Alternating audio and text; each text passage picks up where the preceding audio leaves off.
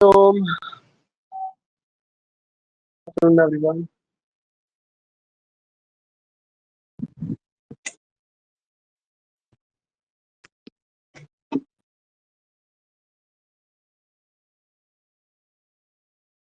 ये तो आ जाइए सभी शुभ लोग, दिन। स्टार्ट करते हैं। क्या होते हैं धातु? सात होते हैं धातु। रस, रक्त, रक्त, मांस, मेद, मांस, मेद, मज्जा, अंशुक्र। अच्छा, ठीक है।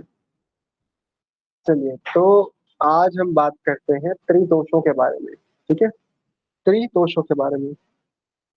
तो आपके साथ एक मैं स्क्रीन शेयर कर रहा हूँ और आप देखिए कि ये क्या चीजें हैं। रस, रक्त, मांस, मेद, अस्थि, मज्जा, शुक्र, क्या चीजें हैं।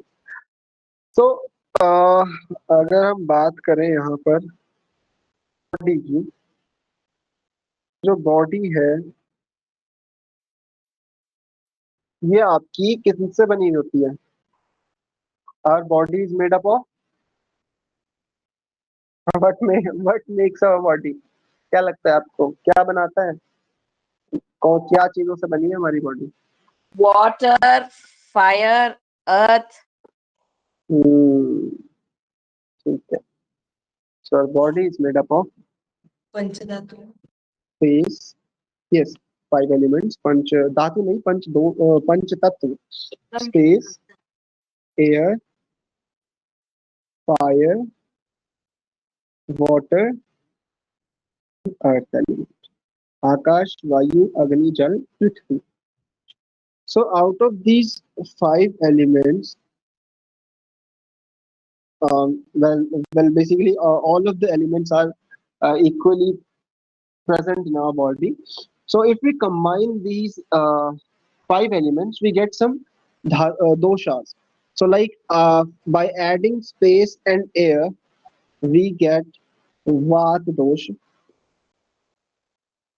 and by adding fire and water element, we get Pitta dosha, which is acid, and by adding water and earth element, get dosha, right? So vata is also known as wind if you translate it in English, but the term vata is a noun, so it will be pronounced as vat. ठीक है, vata. Pitta is acid, and kapha is phlegm when translated to English. But आपको कफ, वात, पित्त, कफ ही बोलना है। ठीक है, ये टर्म्स ऐसे ही यूज किए जाएंगे। सो वात, पित्त, कफ। So according to Ayurveda, our body's base elements are Vata, Pitta, and Kapha. Right? If these Vata, Pitta, Kapha are in balance, so you are in balance. And if they got imbalance, so your body will also get some disease, some problems, and it will get imbalanced. So our body is made up of punch elements, 5 elements, and after combining those 5 elements, we get our 3 doshas. And with each and every dosha helps us to make a dhatu. हर दोष से मिलकर एक धातु बना है। Like कफ धातु is responsible for ras, is also responsible for mans. It is also responsible for med, right? It is also responsible for shukra. Pitta dosha makes rakt dhatu, and vat dosha makes bone, यानी कि अस्थि धातु, bone tissue. And yeah, bone marrow is made up of kapha dhatu. These are all the dhatus in our body, like 1, 2, 3, 4, 5, 6, and 7. The 7 dhatus are made up of 3 doshas, and 3 doshas are made up of 5 elements. So yes, our body is made up of 5 elements. So according to Ayurveda, the base elements of our body is Vata, Pitta, Kapha. According to naturopathy, the base element of our body is space, air, fire, water, and earth. तो हमारी body किससे मिलकर बनी है? पंच तत्वों से मिलकर बनी है। पंच तत्वों से दोष मिलकर बनते हैं, और दोषों से धातु मिलते हैं। तो अगर हम कहते हैं कि अगर धातु इम्बैलेंस हो गए, धातु got imbalance, this tissue gets imbalance, so our body will be also imbalance. If these things are in balance, so our body is also in balance. If these elements are in balance, then our body is in balance. So overall, our health depends on all these elements, like if they are five elements, or if they are three doshas, or if they are saptadhatus. Our body totally depends on them, right? So if we talk about physical body, so physical body is dependent on these things. But if we talk about three doshas, so three doshas are responsible for our mental and physical health. It also affects our social health. So today we are going to study about these doshas. So let's move to the top page one, three doshas. Three doshas are known as doshas because if they are in balance, you are in balance, and if they are imbalance, then you are imbalanced. Okay. So there are three types of doshas, three types of you can say doshas को क्या बोलेंगे आप? Three types of matter or elements which form your body and which are working in your body. So let's talk about Vata dosha. Vata dosha is made up of space and air.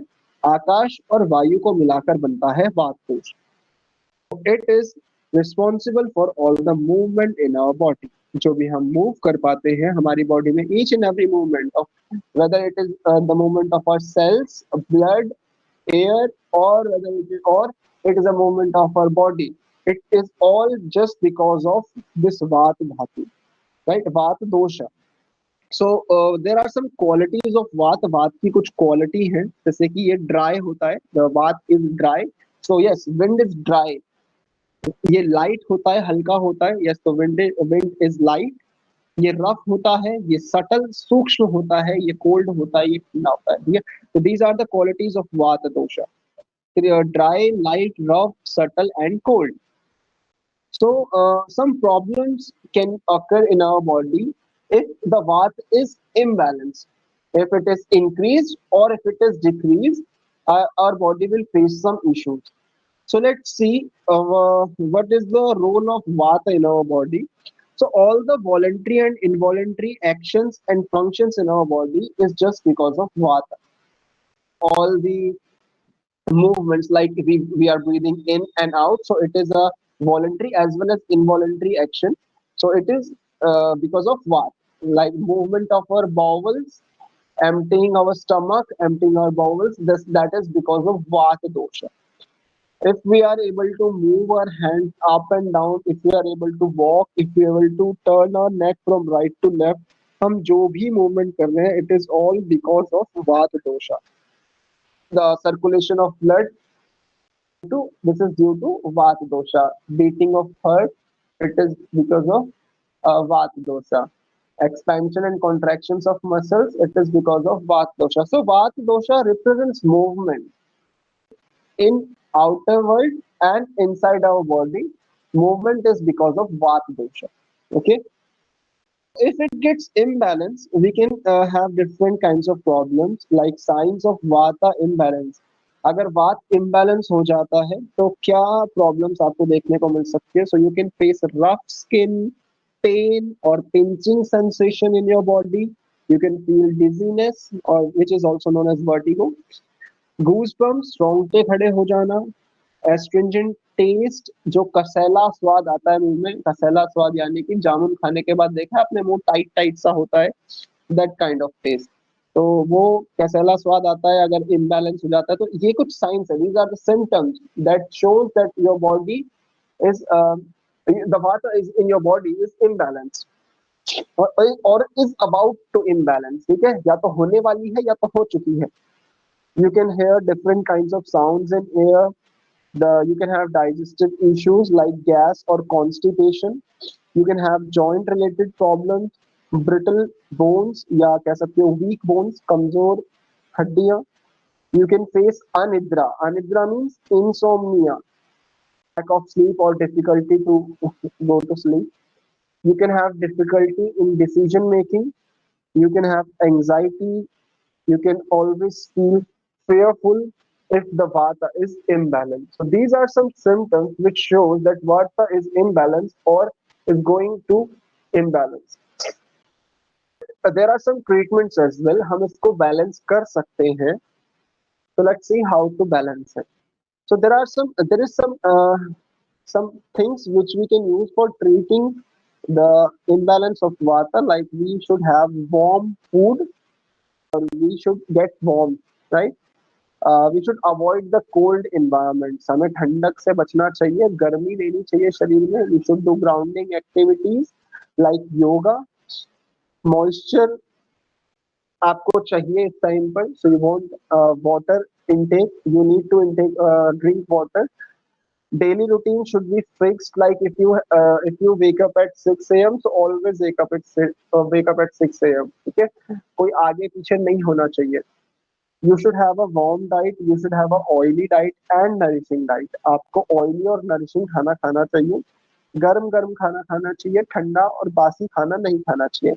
यहाँ पर लिखा हुआ है avoid raw food, कच्चा खाना और ठंडा खाना अवॉइड कर दें, साथ ही साथ बासी खाना भी अवॉइड कर दें. Yoga and meditation are the key points. If you do yoga practices and if you have diet like these things, or if you do meditation or any other chakra meditation or anything else, so it will help you to uh, maintain the vata dosha in your body in balance. ठीक है, आपको वात दोष को अगर balance करना है तो ये सारी एक्टिविटीज करो, तो आपके वात दोष जो है वो बैलेंस में हो जाएगा. ठीक है, तो ये कुछ पॉइंट्स हैं वात दोष के. वात दोष जो है उम्र के साथ बढ़ता है. It increases in your body with ageing. अगर आप बढ़ती उम्र में देखो तो वात दोष की प्रॉब्लम्स बढ़ती उम्र के साथ ज्यादा बढ़ती हैं. लाइक बुजुर्गों में घुटने की समस्या, या जॉइंट्स में पेन होना, हड्डियां कमजोर होना, पतला हो जाना, बहुत ज्यादा सोचना. ठीक है, तो ये सब चीजें क्या है, ये एजिंग के साथ साथ वात बढ़ता है. Autumn season is known as Vata season.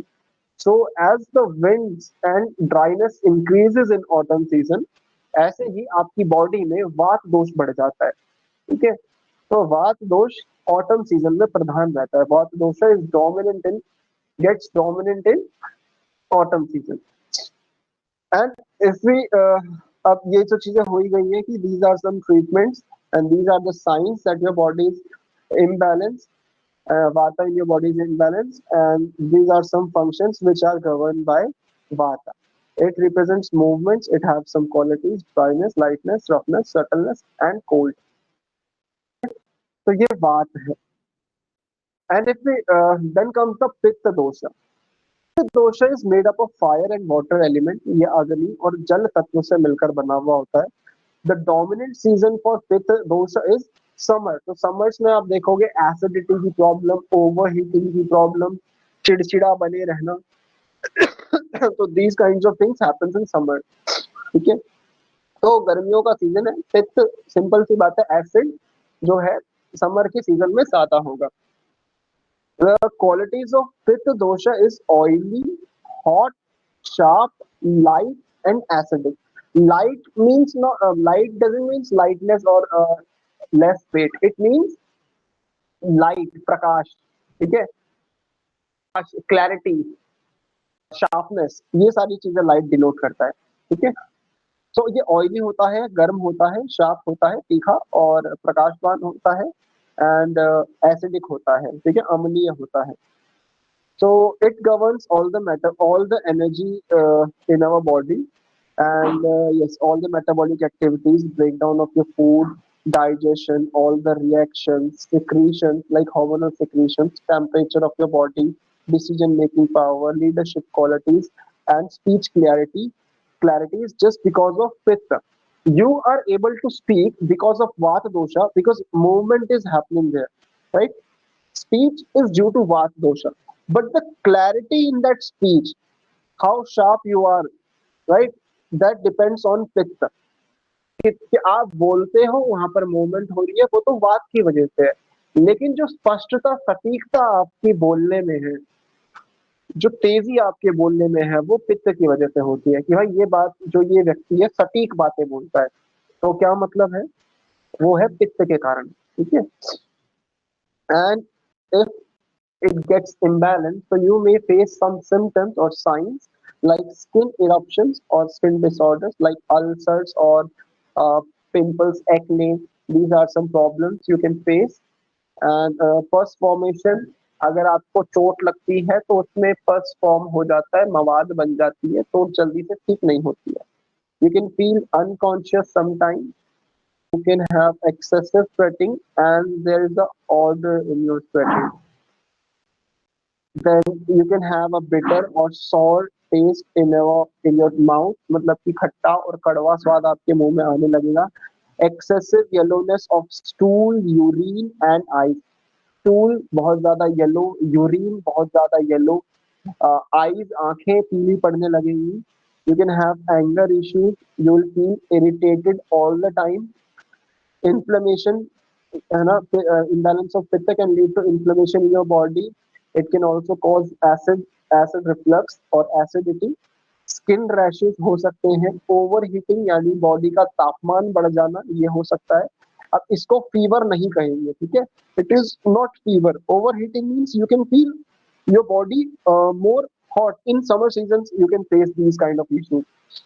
The feeling of jealousy develops inside you, ठीक है, जलन की भावना उत्पन्न होने लगती है। ये कुछ साइंस हैं, अगर आपकी बॉडी में पित्त इम्बैलेंस हो गया है तो आपको ये साइंस दिखने लगेंगे, ठीक है, अपनी बॉडी में। If we talk about the treatment of balancing the pitta dosha, so you can have a cooling and soothing diet. आपको एक ठंडी तासीर वाला खाना खाना चाहिए। Heat exposure should be avoided, आपको गर्म वातावरण में जाना ही नहीं है, ठीक है। Calm and quiet, to low intensity workout, ठीक है, लो इंटेंसिटी वाले, मतलब ज्यादा मेहनत जिसमें है वो काम, वो वाले वर्कआउट मत करो, थोड़ा सहज and gentle, try gentle workout like yoga asanas. When you do it with a flow or you do it gently, you feel calmness in your body. You can do Sheetkali and Sheetkari pranayam, right? You can do Sheetkali and Sheetkari pranayam, which are the cold pranayams that bring calming effect and cooling effect in your body. आपके body में ठंडक लेकर आते हैं. Avoid spicy foods, promote relaxation and maintain the work-life balance. अपने काम का और अपने जीवन के और चीजों का बैलेंस बनाकर चलें। रिलैक्सेशन प्रमोट करें, यानी कि ज्यादा से ज्यादा आराम करने की कोशिश करें और मिर्च मसाला वाला खाना ना खाएं। These are some points. You can use these points for balancing the pitta dosha. There is another dosha, which is kapha, the third dosha, also known as phlegm, and spring season is kapha dominant season. So spring season is also known as kapha season. In this season, all the kapha, all the phlegm accumulates in your body in winter seasons, like in the month of November, December, and January, February. And after that, when spring arrives, then the cuff start melting and getting out of your body, and it becomes dominant at that time. तो spring season में जो है कफ पिघलने लगता है और फिर आपके शरीर में वो प्रभाव दिखाना शुरू करता है। It is made up of water and earth element, ये जल और पृथ्वी तत्व से मिलकर बना हुआ है। Quality of kapha is moist, cold, heavy, stable, slow and soft. जो कफ होता है वो ये क्वालिटीज कैरी करता है, जैसे कि गीला होता है, ठंडा होता है, हैवी होता है, स्टेबल होता है, स्लो होता है, डल होता है, सॉफ्ट होता है। दीज काइंड ऑफ थिंग्स, ये क्वालिटीज है कफ दोषा की। हमारी बॉडी में क्या चीज करता है? So in our body it is responsible for growth and development. It is also responsible for strength, structure, lubrication. Like Med Dhatu was responsible for lubrication. So it was made up of kapha. So kapha is also responsible for lubrication. It is also responsible for stamina and all the feelings, all the good feelings in us, like love, compassion, calmness. ठीक है, तो क्या क्या चीजें हैं एक बार फिर से देख लेते हैं। ग्रोथ और डेवलपमेंट का कफ की वजह से हो पाता है। ताकत देता है हमारी बॉडी में कफ। स्ट्रक्चर देता है, मीन जैसे कि maans dhatu is responsible for the structure, तो maans is again made up of kapha, तो ये भी स्ट्रक्चर देता है। मेद धातु लुब्रिकेशन देता था, जो हमने कल पढ़ा था, और कफ दोष से वो बना था, तो कफ भी लुब्रिकेशन देता है। It is also responsible for stamina, stamina के लिए ये क्या है, जिम्मेदार है। सभी अच्छी प्रकार की भावनाएं जैसे कि प्रेम की भावना, करुणा की भावना और शांति की भावना, उदारता की भावना, तो जो ग्रेटिट्यूड वगैरह हम शो करते हैं, that is because of kapha dosha, right? So kapha is responsible for physical and as well as mental health in our body. And there are some signs through which you can see that kapha dosha is getting imbalance in your body, like excessive mucus production. If you are facing excessive mucus production, so it is because of kapha dosha is becoming dominant in your body. Excessive stool formation, बहुत ज़्यादा stool pass कर रहे हैं आप, so that is because that can be a symptom that the kapha is imbalanced. There is a slow digestion or heaviness in your body, laziness. You can feel laziness sometimes or over all over the day. Eating disorders हो सकते हैं, मतलब कि बहुत ज़्यादा भूख लग रही है, कभी भी कुछ भी खा दे रहे हो और स्नैकिंग की आदत है, तो इस तरीके की मुंह में मीठा मीठा स्वाद आएगा, so sweet taste in your mouth. You can face weight gain, वजन बढ़ जाता है. You can face depression, lethargy and attachment. आलस, सुस्ती, अटैचमेंट यानी कि किसी से जुड़ाव महसूस करना, डिप्रेशन, अवसाद, ये सारी चीजें आप फेस कर सकते हो अगर कफ दोष इम्बैलेंस हो जाता है तो. These are some signs. How can we treat them? How can we get the kapha dosha in balance? So you can fix your daily routine. You can follow it. You can follow a warming diet. You can have warming diet like avoid cold foods and have warming diet. Like you can use ginger. You can use uh, लौंग use कर सकते हो आप. लौंग को क्या बोलते हैं भूल गया मैं. काली मिर्च वगैरह, ठीक है. सिनेमन जो दालचीनी होती है वो यूज कर सकते हो. So cardio and strengthening workouts will help you to balance the kapha dosha. Bhastrika pranayam is also very helpful to get all the doshas, vata, pitta, kapha in balance. You should establish a well or good sleep routine. Like you need to have proper sleep, not excessive sleep. ठीक है, ज़्यादा नहीं सोना है. Excessive sleep can um, cause kapha to imbalance. So light, always have a light diet. Heavy foods avoid करिए, light diet use करिए. Avoid snacking and over eating. Avoid dairy products. Avoid oily food. Avoid iced or frozen food. Avoid heavy foods, ये हम पहले बात कर चुके हैं. You can use ginger, black pepper, dalchini means cinnamon. ठीक है, ये सारी चीजें आप यूज कर सकते हैं जो कि तासीर में गर्म होती हैं और आपके कफ दोष को कम करने में मदद करेंगी. Apart from these, in the case of kapha and vata, you can use abhyang. Abhyang means massage. You can have massage, okay. And in kapha dosh, in while having pitta dominant in your body, you can use cold showers. ठीक है, cold shower ले सकते हो आप, ठंडे पानी से नहा सकते हो, तो पित्त थोड़ा सा बैलेंस में आ जाएगा. So these are some points which shows that all those pitta, vata and kapha have some dominance in your body, and they are the base of your body. If those get imbalanced, so you can face a lot of trouble in your body. Always try to keep them stable. So is it clear? Did you get it or not? जाएगी कुछ आगे पीछे थोड़ा बहुत. एक बार पित्त के बारे में बता दीजिए थोड़ा सा. पित्त के बारे में थोड़ा सा नहीं, पूरा ही जानिए. पित्त जो है अग्नि प्लस जल तत्व से मिलकर बना हुआ है. समर सीजन में अक्सर डोमिनेट हो जाता है, प्रभावी हो जाता है. और इसकी कुछ क्वालिटीज होती है, जैसे कि ये ऑयली होता है, गर्म होता है, शार्प होता है, तेज और लाइट यानी कि प्रकाशवान होता है थोड़ा. इसके अलावा एसिडिक होता है, अम्लीय होता है.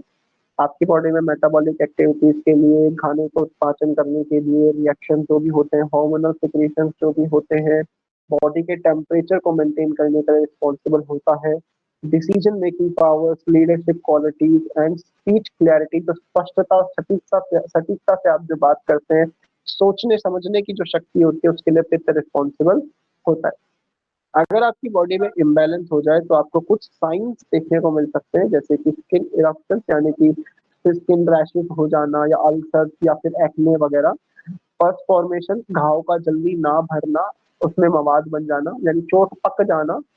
इसके अलावा अनकॉन्शियस थोड़ा चक्कर जैसा महसूस करना, कह सकते हो बेहोशी होना, बहुत ज्यादा पसीना आना और पसीने में दुर्गंध आना, कड़वा स्वाद और खट्टा स्वाद आना मुंह में, एक्सेसिव येलो स्टूल यानी कि जो स्टूल पास करते हैं मल जो है वो अत्यधिक पीलापन होना उसमें, और या फिर जो यूरिन है वो येलो आना, और आंखों का पीला हो जाना, बहुत ज्यादा गुस्सा आना, फ्रस्ट्रेटेड और इरिटेट रहना, जलन होना शरीर में, अब वो चाहे जॉइंट्स में जलन हो या आपके किसी मसल्स में जलन हो, ऐसा प्रॉब्लम हो सकता है। एसिड रिफ्लक्स या एसिडिटी जिसे आप कहते हैं वो प्रॉब्लम हो सकती है। स्किन रैशेस हो सकते हैं, बॉडी में बहुत ज्यादा गर्मी उत्पन्न हो सकती है और जेलसी की भावना उत्पन्न हो सकती है।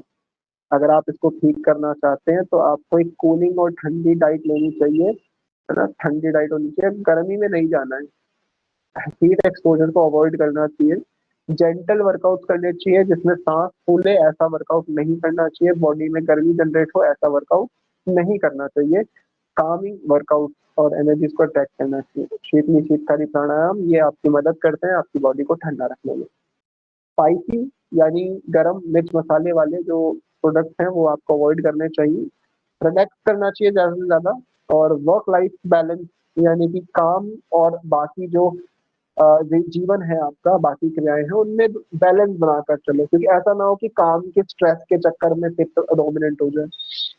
तो ये चीजें हैं पित्त के बारे में, ठीक है। ऋषभ जी, अभी कोल्ड, किसी को कोल्ड फीवर है, दोनों है तो फिर मैंने ये नहीं। नहीं कहा कि फीवर पित्त की वजह से होता है। Fever is because your body is suffering from, you can say कोई विजातीय द्रव्य अंदर आ गया है, टॉक्सिक सब्सटेंस अंदर आ गया है, उसको बाहर निकालने के लिए बॉडी गर्म कर रही है, तो वो अलग चीज है। वात पित्त कफ के, हाँ, क्योंकि उसने वात पित्त कफ में इम्बैलेंस किया उस टॉक्सिक सब्सटेंस से, इसलिए बॉडी से अपने आप खत्म करना चाहती है, तभी बॉडी अपने आप को गर्म कर रही है, वो अलग चीज हो गई। पित्त की सर बात डोमिनेंसी में गर्म होने का मतलब है कि बॉडी ऑटोमेटिक गर्म हो, जैसे गर्मियों में ना जिनका पित्त शरीर होता है, पित्त टाइप बॉडी होती है जिसमें पित्त डोमिनेंट रहता है, तो उनका गर्मियों में जो टेम्परेचर होता है ना वो ऑटोमेटिक उनके शरीर का बढ़ जाता है, बुखार नहीं होता उनको, बढ़िया फील कर रहे होते हैं, लेकिन बॉडी गर्म हो जाती है। जैसे कार चलाते हो तो कार को बुखार थोड़ी आता है, लेकिन गर्म हो जाती है ना ज्यादा चला के, ऐसा उनके साथ भी हो जाता है। ठीक तो है। ये अभी मेरे को एक प्रश्न था प्राणायाम के हाँ, ऊपर, जैसे कि प्राणायाम करते हैं ना, अभी किसी को कोल्ड कफ है या फीवर है तो उनका भी कोई अलग से प्राणायाम करने का कुछ अलग से है क्या? जैसे कि अगर किसी को कोल्ड है तो जो जैसे गर्माश कराता है वैसे वैसे वाले अब प्राणायाम करने से अभी कुछ टॉपिक क्या बैलेंस चल रहा क्रिएट है, होता है क्या? अभी टॉपिक क्या चल रहा है ये बताओ पहले आप। अ, ये टॉपिक चल रहा है कफ पित्त, ये हम्म, पर मेरे तो को सवाल कौन पूछना सा था, पूछ रहे हो? डाउट आया था। सॉरी, डाउट आया था इसलिए। ऐसे वाले डाउट वैसे तो आखिरी में पूछे, लेकिन चलिए, अब जगह ऐसा है कि बुखार आ गया तो सिंपल सी बात है, खास वैसा प्राणायाम का इफेक्ट पड़ता नहीं है, नाड़ी शोधन प्राणायाम यानी कि अनुलोम विलोम कर सकते हो आप, ठीक है, बढ़िया रहेगा, ठीक है। ठीक है, ठीक है। ये एक बार आपको बात को रिपीट कर देंगे। वात जो बात है कर आपकी बॉडी में मूवमेंट को गवर्न करता है, आपकी बॉडी में हर एक छोटी से छोटी मूवमेंट जो है वात के कारण हो रही है, ठीक है। वात के पास कुछ क्वालिटीज वात की होती है, जैसे ड्राई होता है, लाइट होता है, रफ होता है, सटल, सूक्ष्म और ठंडा होता है। कुछ हमारी बॉडी में हर एक जैसे गतिविधि, nerve impulse conduction, circulation, breathing, voluntary involuntary, हर मूवमेंट, आप हाथ पैर हिला रहे हो, आंखें हिला रहे हो, क्यों? क्योंकि वात वात एक्टिव है उस जगह।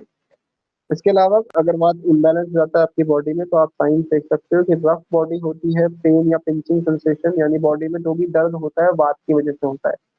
पिंचिंग सेंसेशन, कोई चोटी काट रहा है या सुन्न हो गया है कोई शरीर का हिस्सा, तो वात की वजह से हो सकता है। वर्टिगो, चक्कर आने वाली जो समस्याएं होती हैं वात के कारण होती हैं। रोंगटे खड़े हो जाना, गूंजबम्प आ जाना, ये वात के इम्बैलेंस होने के कारण हो सकता है। मुंह में कसैला स्वाद आना, ये वात के कारण हो सकता है। कानों में आवाजों का गूंजना या आवाज कान बजना जिसको आप कहते हैं वो वात के कारण हो सकता है। डाइजेस्टिव इश्यूज हो सकते हैं वात की वजह से, जैसे कि गैस या कॉन्स्टिपेशन।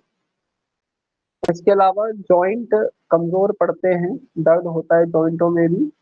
ब्रिटल यानी कि कमजोर हड्डियां हो जाती हैं, डेंसिटी बोन की कम हो जाती है क्योंकि वात दोष से बनी है ना हड्डियां। इंसोम्निया जो है यानी कि नींद ना आने वाली बीमारी, जिसको आप अनिद्रा भी कहते हैं, तो नींद ना आना, चिंतित रहना, डर का माहौल, डर महसूस करना, डिसीजन मेकिंग में दिक्कतों का सामना करना, फ्रस्ट्रेटेड रहना, चंचल रहना बहुत ज्यादा, तो ये बात के सिम्टम हो सकते हैं। गर्म खाना खाना, गर्म वातावरण में रहना, ग्राउंडिंग एक्टिविटीज करना, जमीन से जुड़ी हुई एक्टिविटीज करना, मॉइस्चराइज रहना, ठीक है। और ऑयली खाना खाना, नरिशिंग खाना खाना। ऑयली इसका मतलब ये नहीं कि आप जंक फूड खा लो दबा के। ऑयली का मतलब है कि आप स्मूथ फूड खाएं, जैसे कि घी वगैरह का इंटेक बढ़ा सकते हो, चिकना खाना, दलिया वगैरह, ये सब चीजें खा सकते हो। योगा मेडिटेशन इसके लिए काफी अच्छा है। रॉ फूड, कच्चा खाना, जैसे कि सैलेड वगैरह होता है, तो सैलेड कच्चा होता है तो बात बढ़ाता है शरीर में। कोल्ड कफ, कोल्ड खाना यानी कि ठंडा खाना आपको नहीं खाना चाहिए, और रूखा सूखा बासी खाना नहीं खाना चाहिए, उससे वात बढ़ती है, ठीक है। अब ये तो ट्रीटमेंट हो गया, तो ये था वात के बारे में।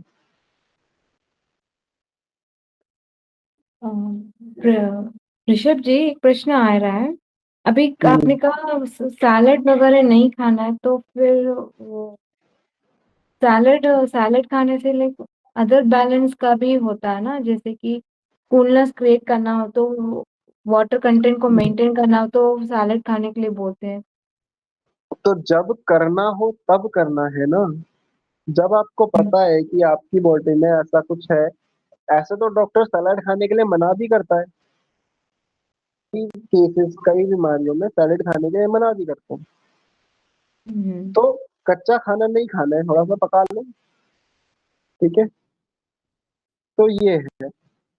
बाकी ऐसे तो हर चीज के लिए कोई खाओगे तो कुछ ना कुछ दिक्कत हो सकती है, और कुछ ना कुछ दिक्कत सुधार भी सकता है वो।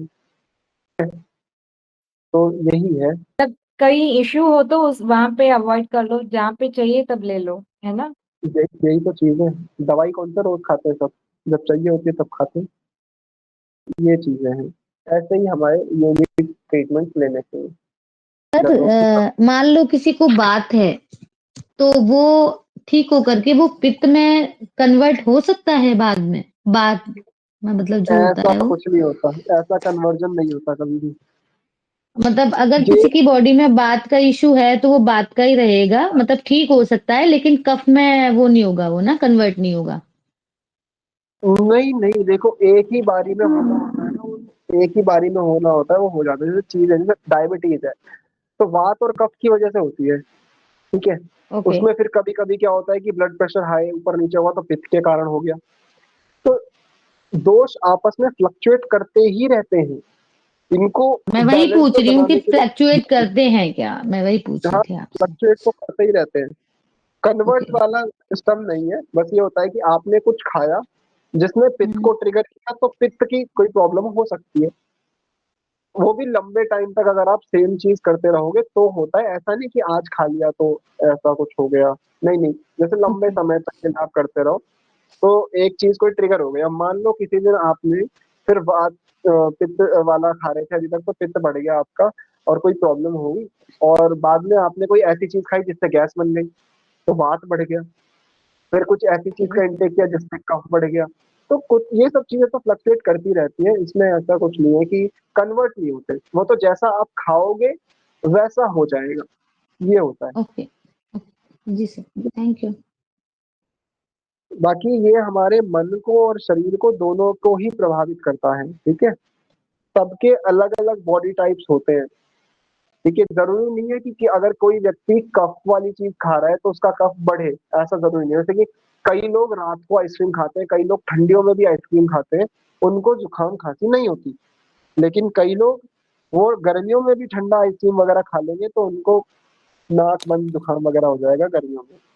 तो सबकी बॉडी टाइप जो है वो अलग अलग है। हो सकता है वो पित्त प्रकृति का व्यक्ति हो जो ठंडक में ठंडियों में आइसक्रीम खा रहा है, उसको कोई दिक्कत नहीं हो रही। और हो सकता है जो कफ प्रकृति वाला व्यक्ति है वो गर्मियों में आइसक्रीम नहीं खा रहा है तो भी उसको जुकाम और कफ हो जा रहा है। तो ये डिपेंड करता है बॉडी टू बॉडी टाइप। अब बॉडी टाइप कैसे पता कर दी जा सकती है उसके लिए मैं आपको कुछ पॉइंट्स बताता हूँ, ठीक है। अपनी बॉडी टाइप आप इसमें से देख सकते हो। तो अगर कोई बातों को ध्यान से भी सुनना, जो लिखा है सिर्फ उसी पर मत ध्यान देना, और भी कुछ पॉइंट्स हो सकते हैं जो मेरे को याद आएंगे तो मैं बोल दूंगा। आप जो टाइप वाले बॉडी होते हैं वो स्लिम दुबले पतले होते हैं, हल्के वजन वाले होते हैं। हल्के वजन वाले मतलब दिखने में बेशक से 50 किलो के होंगे 40 या 30 किलो के, या हो सकता है दिखने में 100 किलो का हो, सिर्फ 70 किलो का, इस तरीके से। वेट वीक जॉइंट्स, ठीक है, उनके जो जोड़ होते हैं कमजोर होते हैं, हड्डियां कमजोर होती हैं। डाइजेस्टिव इश्यूज हो सकते हैं उनको बहुत ज्यादा, जैसे गैस कॉन्स्टिपेशन की प्रॉब्लम हमेशा रह सकती है। क्रिएटिव होते हैं ऐसे व्यक्ति, वात टाइप वाले, बोर बहुत जल्दी हो जाते हैं। माइंडेड, चंचल रहते हैं, पूरे दिन भर फ्रस्ट्रेटेड रहते हैं। इच्छाएं बहुत होती हैं अंदर ही अंदर मन में। स्किन जो है वो ड्राई होती है, बाल जो है वो पतले होते हैं, ठीक है। तो इस तरीके की जो क्वालिटीज होती है ये वात टाइप शो करती है, वात टाइप शो करती है। अब पित्त का देख लेते हैं। तो पित्त वाले जो व्यक्ति होते हैं वो मीडियम होते हैं, ठीक है, बहुत ज्यादा मोटे नहीं, बहुत ज्यादा पतले नहीं। लीडरशिप क्वालिटीज उनके अंदर रहती है, भावनाएं लीडरशिप क्वालिटीज की, मतलब क्वालिटीज ना भी हो पर मैं नेता बनूंगा ऐसा उनके मन में रहता है कि हम फर्स्ट, हम फर्स्ट, ठीक है। अगर इश्यूज, गुस्सा बहुत जल्दी आ जाएगा, लड़ाई झगड़ा करने के लिए उतारू रहते हैं, वाद विवाद बहस वगैरह करते हैं, हर चीज के पीछे क्यों लगा देंगे कि ऐसा क्यों होता है, ठीक है। तो इस तरीके से कोई कोई व्यक्ति होता है ना, एक तो होता है जिसको आप एक बार बोल दो तो समझ जाएगा, एक होता है कि हर चीज के पीछे पूछेगा क्यों, ऐसा क्यों, ऐसा क्यों। तो पित्त टाइप व्यक्ति हो सकता है। डाइजेशन बहुत फास्ट होता है, मेटाबॉलिज्म फास्ट होता है। मूड स्विंग्स होते हैं जब वो भूखे होते हैं, तो उनको भूख बहुत जल्दी लगती है, और जब भी भूखे होते हैं तो मूड स्विंग्स होते हैं। हेल्दी और स्किन होती है, लेकिन एक्ने, प्रोन टू एक्ने। तो अगर जैसे उनकी स्किन वैसे तो हेल्दी है, ब्लड सर्कुलेशन अच्छा है क्योंकि, लेकिन जो होता है पिंपल की समस्या भी रहती है, ठीक है। तो ये सब चीजें हो सकती है। इसके अलावा जैसे वात वाले हैं तो वात वालों के ना हाथ पैर ठंडे रहते हैं, पित्त वालों के हाथ पैर गर्म रहते हैं, ठीक है। और इनमें वात वालों में ब्लड सर्कुलेशन अच्छा नहीं रहता बिल्कुल भी, तभी हाथ पैर ठंडे होते हैं। और पित्त वालों में ब्लड सर्कुलेशन अच्छा रहता है तो हाथ पैर गर्म रहते हैं। कफ वालों की बात करें तो they are fat, short height, जरूरी नहीं है कि बहुत ज्यादा पतले ही हो, नहीं, मोटे भी होते हैं, छोटी हाइट वाले भी हो सकते हैं। स्लो डाइजेशन होना, ठीक है, डाइजेशन स्लो होता है। रेस्पिरेटरी इश्यूज हो सकते हैं। लव, कंपैशन और नेचुरल एबिलिटी टू केयर, ये सब क्वालिटीज उनके अंदर होती है। रोमांटिक किस्म के व्यक्ति होते हैं। हेल्पिंग नेचर होता है, मदद कर देते हैं लोगों की। गुस्सा नहीं आता है, शांत रहते हैं। ऑयली होते हैं। ऑयली क्या होती है, स्किन उनकी ऑयली होती है, मॉइस्ट होती है, मोटी स्किन होती है। बाल इनके जो होते हैं वो ठीक होते हैं। पित्त वालों के बाल आपको मोटे मिलेंगे, इनके बाल थोड़े घने और मोटे होते हैं पित्त वालों के। कफ वालों के नॉर्मल होते हैं, ठीक है। तो इस तरीके से कफ के वाले व्यक्ति होते हैं। बहुत जल्दी किसी से लगाव कर लेना, ठीक है, मतलब लगाव मतलब जुड़ जाते हैं, अटैच हो जाते हैं, क्योंकि केयरिंग पर्सनैलिटी है, लविंग पर्सनैलिटी है, तो वो हो जाती है। इस तरीके से आप पित्त देख सकते हैं। मेनली डाइजेशन से आप समझ सकते हो। अगर डाइजेस्टिव इश्यूज बहुत ज्यादा है, जैसे कि कॉन्स्टिपेशन और गैस की प्रॉब्लम बनी रहती है, तो वात टाइप है। अगर एसिडिटी वगैरह बनी हुई है, जल्दी पच जाता है खाना लेकिन एसिडिटी की प्रॉब्लम रहती है, तो पित्त टाइप है। अगर खाना खाते हो पचता जल्दी नहीं है, टाइम लगता है, हैवी हैवी फील होता है, आलसी टाइप फील होता है, ठीक है, या फिर कह सकते हो कि स्टूल ज्यादा बनता है, तो कफ टाइप व्यक्ति होता है। तो इस तरीके से आप पहचान सकते हो। फिजिकल स्ट्रक्चर जो है ये जेनेटिक्स पे भी जाता है, तो इसीलिए कह नहीं सकते आप कि फिजिकल स्ट्रक्चर 100% मैटर करेगा कि नहीं करेगा, या मैच करेगा कि नहीं करेगा।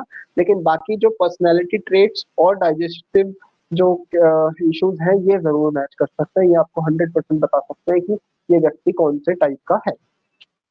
तो इन तीनों में से आप अपना टाइप भी ढूंढ सकते हो, जैसे कि मैंने आपको बताया। तो आपको कुछ क्वालिटीज वात की अपने आप मैच होती हुई नजर आई होंगी, कुछ आपको पित्त वाली क्वालिटीज अपने देखी होंगी, और कुछ आपको कफ वाली क्वालिटीज भी अपने आप में दिखी होंगी। तो ये होता है ऐसा है कि क्योंकि आपकी बॉडी में तीनों हैं, इसीलिए तीनों की क्वालिटीज आपके अंदर है, पर जिसकी क्वालिटी आपके अंदर सबसे ज्यादा मैच हो रही है वो आपका बॉडी टाइप है। ठीक है, क्योंकि वात पित्त कफ तो सबकी बॉडी के अंदर रहता है, तो तीनों में से कुछ ना कुछ क्वालिटीज तो कभी ना कभी होंगी। जो सबसे ज्यादा मैच कर रही है वो क्वालिटी आपकी होती है। अब इसमें ऐसा भी होता है जैसे कि अ पर्सन जो पित्त वाला है, so for example there is a kapha type, there is a vata type, there is अ पित्त टाइप। ठीक है, क्या हो सकता है?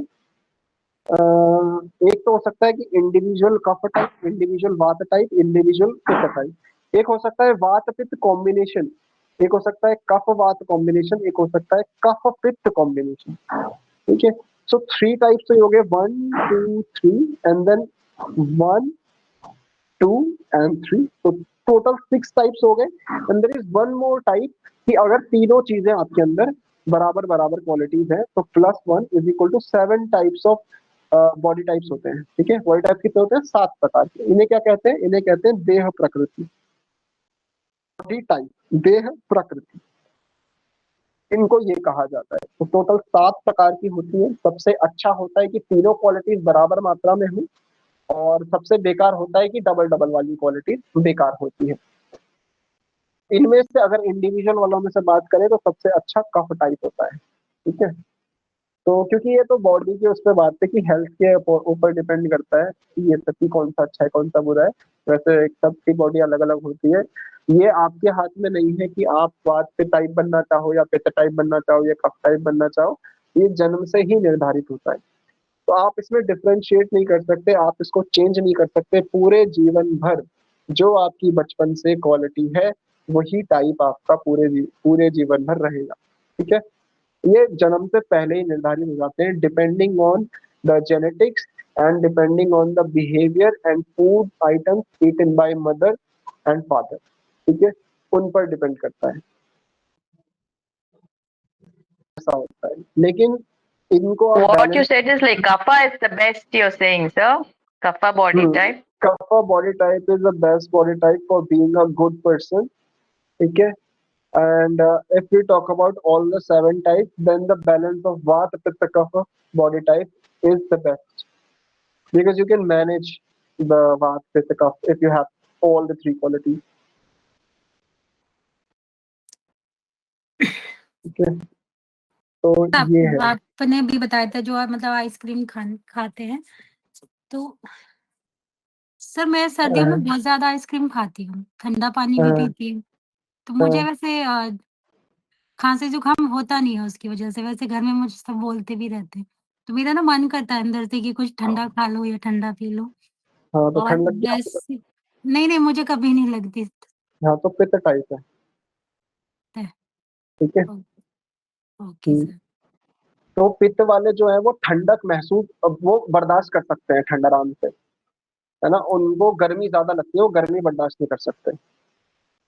और जो जी वात टाइप वाले हैं, वात वाले ठंड बर्दाश्त नहीं कर सकते।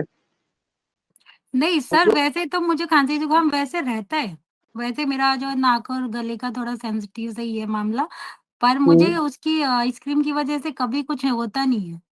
मैं हाँ, बिल्कुल तो बिल्कुल ठंड में भी खा लेती हूँ और ज़्यादा ही खाती हूँ, गर्मियों में कम खाती हूँ। गर्मियों में कम खाते हैं। नहीं, गर्मियों में ऐसा अच्छा, मन नहीं करता कुछ ठंडा-वंडा खाने का, सर्दियों में डाइजेशन ज़्यादा मन बताइए, करता है। डाइजेशन डाइजेशन कैसा रहता है? ठीक रहता है? हाँ जी, बढ़िया रहता है सब। हाँ, तो फिर ओके, पित्त बॉडी टाइप ही है। ओके। पर मुझे और जो गुस्सा-वुस्सा कभी नहीं आता, मेरा मतलब केयरिंग जैसी हाँ, नेचर है और तो फिर हाइट भी मेरी कम नहीं है, पित्त हाइट कफ भी भी हो सकता है, जी। नहीं, कप क्योंकि वाली ये सारी मैच कर रही है, बाकी बस मेरा आइसक्रीम के साथ अलग ही रिश्ता है। हाँ, तो पित्त का ही वो हो जाता है कि कफ पित्त बॉडी टाइप होगी आपकी। और तो मिक्स जो, करके। हाँ, जो नाक वगैरह बंद रहती है, गला वला खराब रहता है, तो that is because of kapha. तो ये और जो मेरा जेनेटिक है सर, ये मेरे पापा को भी थोड़ा-सा था, हाँ, तो वो जेनेटिक है। बिल्कुल जेनेटिक है, बिल्कुल जेनेटिक होता है, ये चीजें जेनेटिक ही हैं। जन्म के बाद कोई डेवलप नहीं करता इनको, ये सब जी, जेनेटिक ही रहती है। ठीक है, ठीक है सर। इस प्रकार से है By आपके taking the food or by the lifestyle, can it be changed, sir? Like, can we manage? Can can't we be balance? changed. It can be balanced, can't be changed. ठीक है, Okay, that's what can be balanced. हाँ, they can be balanced or can be managed by using diet and It is exercise. better to keep it balanced, na sir. It always. It is always better to keep them in balance. Because अगर आप इनको दिक्कत देंगे तो ये आपको दिक्कत जरूर देंगे। तो ऐसा ही होता है। ऋषभ जी, एक बात पूछनी थी। हम्म, जैसे कि मेरे मम्मा को और मेरी जो ग्रैंडमा है, मम्मा की जो मम्मा है, उनको जॉइंट पेन थे। ग्रैंडमा को भी थे, मेरे मम्मा को भी है। तो क्या ये मुझे भी हो सकता है ऐसा कुछ? मतलब ऐसा कब है से है? कि मम्मा की साइड से आ कब से? सकता है? कब से है उनको? कब से? से है मतलब अच्छा, तो वो तो बहुत पहले से है। मेरे ग्रैंडमा तो अभी नहीं है। कितनी उम्र से? वो मुझे पता नहीं, मतलब वही होंगे जब थोड़ा सा एज हुए होंगे तब से है। तभी हुई होगी ना कोई प्रॉब्लम। हाँ हाँ फिर वो जेनेटिकली नहीं होता, क्योंकि मैंने आपको बताया ना, वात जो है हाँ। बढ़ती उम्र के साथ बढ़ता है। ओके। ठीक है, तो बढ़ती उम्र के साथ हमेशा देखो कॉन्स्टिपेशन की प्रॉब्लम, जॉइंट पेन की प्रॉब्लम, नजर कमजोर हो जाती है, सुनने की कैपेसिटी खत्म हो जाती है, तो बॉडी की जो एबिलिटी है मूवमेंट की, एक्टिविटी की, वो खत्म हो जाती है धीरे धीरे, क्योंकि वात दोष जो है वो डोमिनेंट हो जाता है। ठीक है, तो वात जो है वीकली होने लगता है, तो उम्र के साथ साथ वो बढ़ता है। तो ऐसा नहीं है, वो सभी के साथ होगा एक ना एक टाइम पे। बुढ़ापे में सबके जोड़े दुखेंगे, जॉइंट्स पेन होंगे, ठीक है, सबकी। तो उसमें ऐसा नहीं है कोई कि जेनेटिक वगैरह ऐसा कुछ नहीं होता, वो तो सबके साथ ही होता है, वो तो यूनिवर्सल है। ठीक है, लेकिन वो मुझे पापा तो की साइड आलस से बहुत नहीं आता है। है। क्या कह रहे हैं स्वप्ना जी आप? हाँ, मैं बोल रही हूँ जैसे मेरे पापा की साइड में ऐसे नहीं है। जैसे मेरे जो ग्रैंडमा है, मतलब पापा के जो मम्मा है, उनको नहीं थे। वो बहुत ही मतलब हेल्दी थे एकदम लास्ट तक। हाँ, तो उन्होंने अपना ध्यान रखा होगा ना, उन्होंने अपना ध्यान रखा होगा, अच्छी डाइट लेते होंगे। तो इनको बैलेंस करना तभी तो जरूरी है, ताकि आप हेल्दी लाइफ जी सको, जितना जीना है। ठीक है, उतना जियो जितना जीना है, उतना आप हेल्दी होकर जी सको, इसीलिए इनको बैलेंस में करने की बात की गई है। तो बैलेंस करना जरूरी है। ओके, तो जो अगर बैलेंस जैसे कि जिनका अच्छा ऋषभ जी, जिनको जैसे कि जेनेटिक जो होते हैं, वो क्या पापा की साइड से भी आ सकते हैं या मम्मी के साइड से भी? सबके दोनों की साइड से आ सकते हैं क्या? बिल्कुल दोनों साइड से आते हैं, एक साइड से थोड़ी आएंगे, दोनों साइड से आएंगे ना। आप तो दोनों का बाई प्रोडक्ट हो ना, हाँ, दोनों की साइड से ही इसलिए आएंगे। इसलिए मैंने पूछा, क्योंकि मम्मा के साइड में वो बॉडी में पेन या जॉइंट पेन ये सब ज्यादा है, पर पापा के साइड में बिल्कुल नहीं है। वो सब बहुत ही नहीं नहीं, वो तो बढ़ती उम्र के साथ है। आपकी मम्मी जैसे खाना पीना खाती होंगी बुढ़ापे में, या उससे पहले उन्होंने ऐसे खाना पीना खाया रहा होगा, या रेगुलरली खाती होंगी कि जिससे उनको जॉइंट पेन वगैरह की प्रॉब्लम हुई, या बॉडी में वात बढ़ गई, या हो सकता है कि उनकी बॉडी टाइप वात रही हो, तो आगे चल के वात ज्यादा डोमिनेंसी शो कर रहा है, ये हो सकता है। ठीक ओके। है, ऐसा बाकी जेनेटिक्स में मतलब देखो, पता चलना ना बचपन में पता चल जाता है। बचपन में अब तो आप बड़े हो गए हो, अब तो इतना नहीं शो होगा, लेकिन ना धीरे जी, मुसीबतें दोनों साइड से आती हैं, अच्छाई सिर्फ एक साइड से आती है। धीरे हाँ, वो तो सही है। तो ठीक है, यही है। थैंक यू ऋषभ ठीक है, जी। ओके। चलिए, तो फिलहाल के लिए इतना ही काफी है, फिर हम कल बात करेंगे मेंटल टाइप, बॉडी नेचर के ऊपर। ठीक है, जी सर, तो थैंक यू फिलहाल सर। के लिए इतना ही, तब तक के लिए Thank you, Hariom sir. And have a nice day सभी को।